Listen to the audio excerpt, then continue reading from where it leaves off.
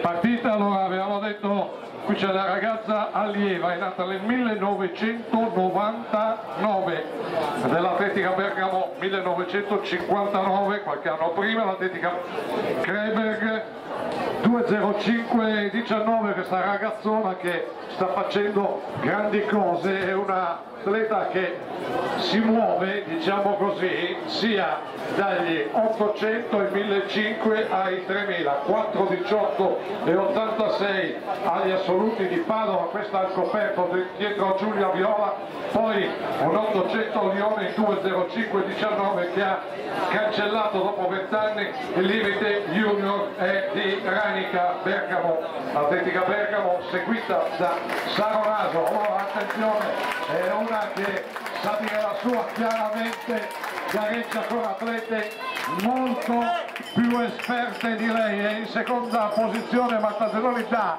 addirittura la sensazione di tagliare il passo e di non esprimersi al meglio, almeno per ora. Marta in seconda posizione, mancano 300 metri all'arrivo, dicevo è un atleta che gareggia con atlete molto più scafate, diciamo così, di lei. Comunque la vediamo adesso che attacca. Era Valentina Zappa che è passata ai 400.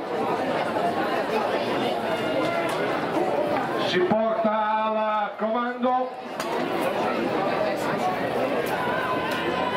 Ultimi 150 metri, addirittura di arrivo tra non molto. Portiamo l'applauso per questi ultimi 100 metri di questa terza serie degli 800. Vediamo cosa succede in questo sprint, si apre la ventaglio, si può dire. Marta, 2 metri per lei, va a vincere Marta Zenoni. 2:05:61.